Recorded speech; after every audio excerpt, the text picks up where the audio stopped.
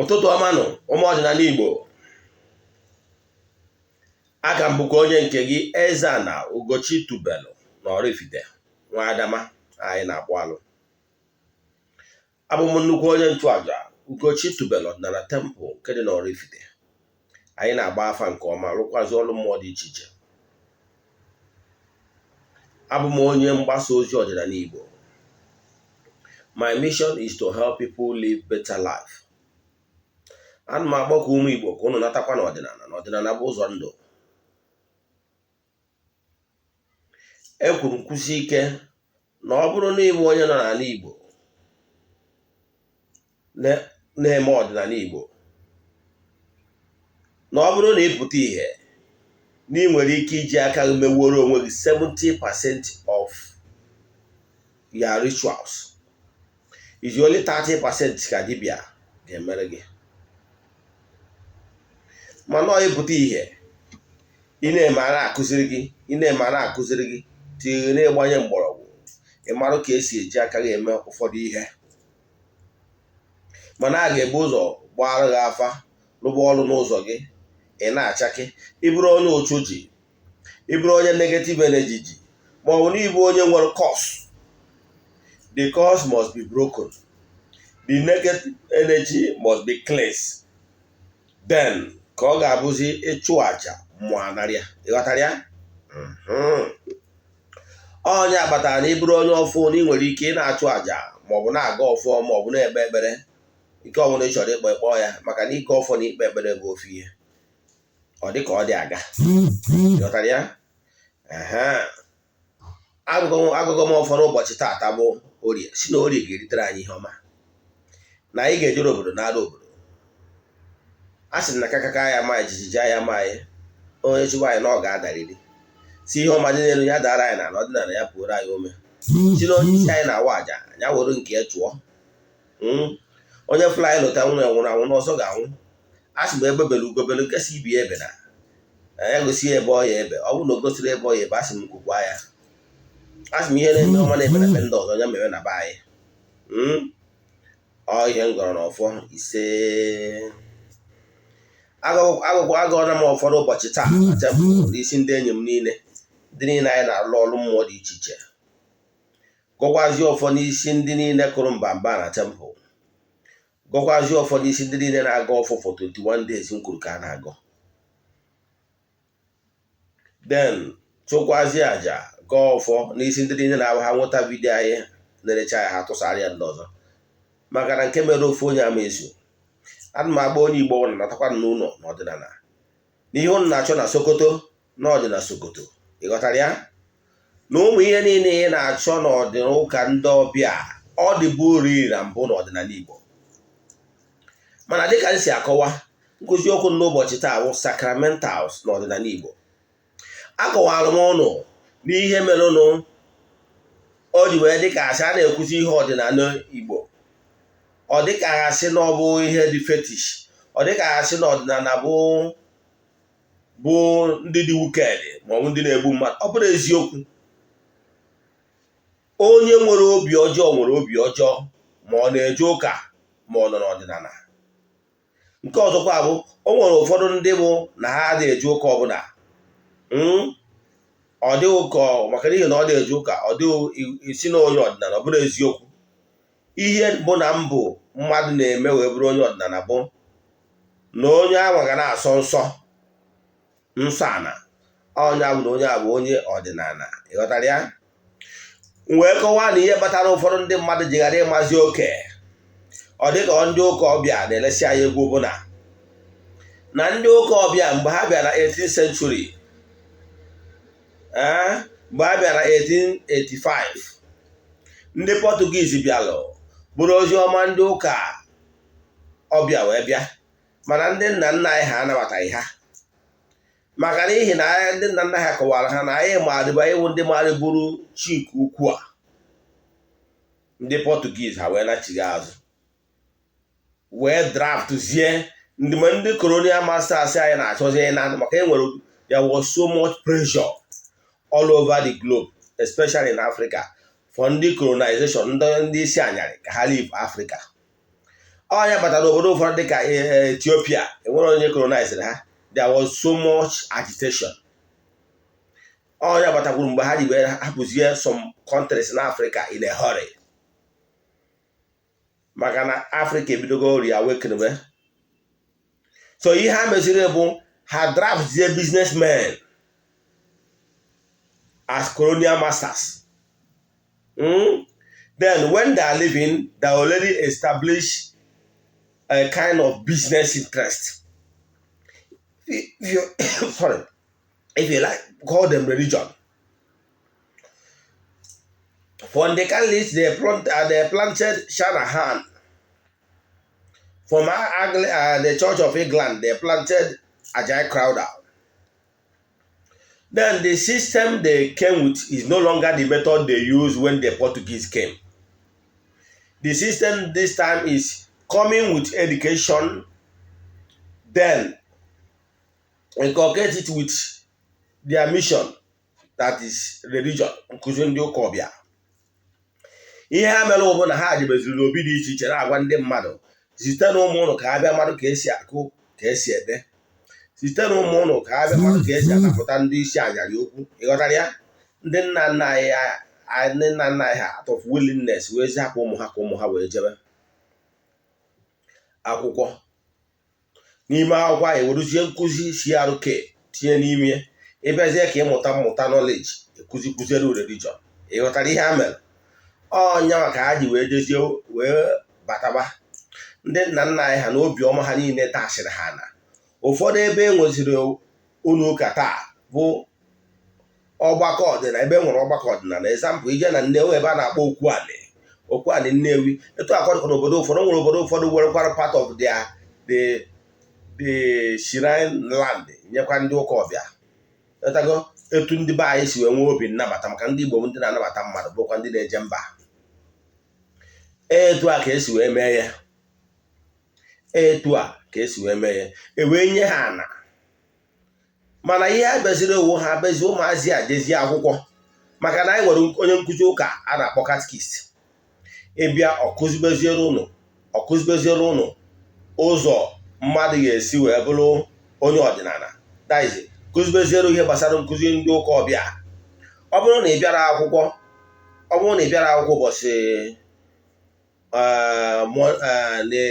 ụbọchị Mọnde, ajụwa gị kere ihe a kụziri n'ụka, ndị onye nkụzi ụka kụziri ụbọchị ụka. Ọ bụrụ na ị kụzitere ịzawure pụta na ị bịara ụka ụbọchị ụka, enwere ike nye gị punishment gị jee sụọ ahịhịa.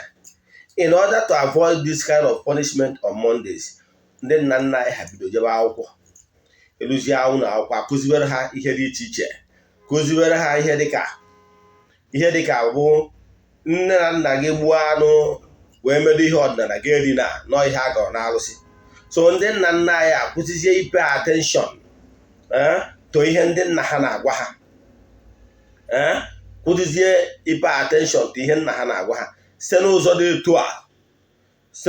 etu a wee bido nupụ isi. Nna gị na-akpọzi Chibụzọ bịa ka m gwa gị mata ihe anyị ji achụ àjà dị iche iche wee nye entities of powers. Ha nwa ama epezi attention. Ihe kpata na ha ama epezi attention bụ na-agwago ha na egbu anụ n'ihu ọdụ ọmụmụ bụ mmehie wee kpara arụsị. So with this, ụmụazị na-enwe ma abandon ihe ha kwesịrị ịmụta gbasara their languages, ihe ha kwesịrị ịmụta gbasara ọdịnala Igbo. So enwerozi proper handover from ndị nna nna anyị great grandfather to our grandfathers. Ebe a ka ịkpata na ụfọdụ ndị mmadụ mekọtakwuziri ebe enwere okwu mmụọ na ngwuru dị iche iche. Ụfọdụ safuo ya, ụfọdụ metọọ ya, ụfọdụ je kpọtakwu ofeke na ụdị ndị bịara ịrụ ọrụ ezinụlọ a na-efekasị mmiri, na-efekasị nnu, na-efekasị oyi wee mee ọtọ nọ wee nye ụfọdụ ihe dị etu a, ihe ọgbọtọrọgbọ dị na ngwuru. Ụfọdụ ngwuru mebiri ọfọ. Ịghọtara ya? So onye ji wee gbachigata azụ na nkụzi a bụ ka ị wee ghọta ebe ha si wee disconnect ya ụmụ Igbo. Anyị adọzi connected. Ụfọdụ famili enwe ọkụzi history. Ka njụọ gị ajụgo onye na-ene m anya, yes, enwere ike ajụọ gị kere onye bụ nna ndị gị kpọọ ya grandfathers, that is your ancestors to the 5th generation. It might be even surprised that ụfọdụ n'ime ụlọ amara ya. I can call my own to the even 6th generation. But ọtụtụ ndị mmadụ amara ya because enwego disconnection. Ụfọdụ achọrọ ụfọdụ demonize go their ancestors. Mana lotakwa na demonize your ancestors to your children. Tomorrow, despite their effort today, in the next 10, okay, maybe 100 years, you become an ancestor. That time, your children will demonize you too. You got that? So, n'ihe m bịara ịkọwa n'ụbọchị enyi wee kọwara ihe dị na ka ị mara na ndị Igbo nọbụ mma bifo ndị ụka ọbịa abịa. Ọ bụrụ ha lebere anyị egwu. N'ọdịnala Igbo, o nwere ụfọdụ ihe ndị sacramentals anyị na-eyuzu wee na-arụ ọrụ n'ọdịnala Igbo. And o nwere ụfọdụ ihe ị kwesịrị ịmata ihe gbasara ọdịnala Igbo. O nwere ihe dịka ụmụ ahịhịa, o nwere ahịhịa ọbụla ekelụ enwere ihe ọ na-alụ. O nwere mgbọrọgwụ ọbụla ekele enwere ihe ọ na-alụ. Mana what you don't know is only a mystery to you and not to all. That you don't know about something does not mean that it does not exist. You're only fooling yourself because you don't know about it. Now, o nwere ụmụ ahịhịa dị iche iche, appealing agents. Enwere ike na maka na ịmara anyị ya, o nwere mgbọrọgwụ a na-akpọ ekwe. Yes, o nwere mgbọrọgwụ a na-akpọ ekwe. Ụfọdụ nwere ike ịkpọ ya ike mbe. Enwere ospende na part of Igbo ebe isi na-abịa. Ụfọdụ na-akpọ ya afa dị iche iche. Enwere ọda mgbọrọgwụ and leaves dị appealing. Okay, ka mmadụ ga-atụ etu ga-esi wee ghọta ya. Ndị ụka ọbịa, at least gị nwa magoro nke anwa, na ị bụrụ onye na-eje Katọlik, na ị nwere ike ịma na o nwere ihe a na-akpọ frankincense. Ọ na-abụ before onye ụka abịa ka alụghị ụka, ndị na-asa abịa na maasị nwere ebu ụzọ light na up. Then ọ bata n'anya ọwa ihe izu ọ ga-efe right round the altar. Then ha believe na appealing agent ga-akpọta the spirits to come and join in that mass ha na-celebrate. Maka na ha believe na mass ha na-celebrate maka ndị dị ndụ na ndị nwụrụ anwụ. Ịghọtara ya? Now, this sense yanwa, this yanwa, si na ya bụ frankincense ya na-apụ, is appealing agent. Understand? Na-akpọta ụmụ mmụọ dị iche iche. And lotara chefukwana na frankincense ahụ ị na-afụ bụ azụ osisi na gọm si n'osisi wee pụta na onyenwa bụ that frankincense ị na-afụ. Then etu a ka esi nwekwa some leaves and herbs they appealing to the entities of powers. Once you use here na apple is appealing them. The way o ji abụ mmadụ isi perfume dị mma si na-epe isi perfume amakakwa. Etu a ka ọ dị enwere some appealing agents na-abụ enwere ike na onye maara anya mgbọrọgwụ nwere ike iwekọta ya na mgbe ọ na-achọ ịchụ aja ihe ọma tinye na charcoal. Then the smoke will start going up na ọ bụrụ na onye ahụ na-achụ aja ihe ọma. Etu a ka ọ dịkwa, ị nwekwara ike ịnụ ya anụ, weta those leaves and herbs, nụọ ya anụ, powderize ya, then so that ị nwere ike use ya in powdered form. Now, mgbe ọ bụla etu a ka ọ dịkwa incense. The incense, ma normal incense na ị ghara afụgasị n'ebe a na-ele spiritual shop. Incense ọ bụla nwere ihe ọ na-alụ. O nwere ike asị na incense nke a is for appealing agent. Na nke a ka a na-akpọ call money. Nke a bụ nke a bụ nke a. Nke ọ bụla nwere the components, the herbs and leaves etinyere na ya ga-eme mgbe the smoke na-akpata na nke ọbụla nwere isi ọ na-esi. Mgbe ọ na-apụ, o nwere ike attract those entities of powers a chọrọ ka ọ nọrọ around within that time. Then with that, with having summoned their presence, you can be able to send them on errands, send them message. Etu ahụ ka ọ dị. O nwere ihe dịka n'ọdịnala Igbo, anyị nwere some certain things mmadụ nwere ike use eji asachapụ ụchụ ma ọ bụ na-eweta favor. Nke a gụnyere ihe dịka ncha ụchụ. Ncha bụ black soap. N'ime black soap a enwere ọtụtụ ihe dị iche iche mmadụ nwere ike itinye n'ime ya maka ịsa ụchụ. O nwere ụfọdụ ndị nọ ebe dị iche iche mana bido ụtụ na ha enwere ike inwetazụ ihe niile a na-etinye na ya. Then ịma na mmadụ nwere ike iji aka prepare ya. Ọ bụrụ onye maara anya ọ prepare cha onye gị ya ka iwe na-asa ahụ na ịnalụ na be gị. O nwere ike nke bụrụ nke na-ewepụ ụchụ, bụrụ nke na-eweta favor.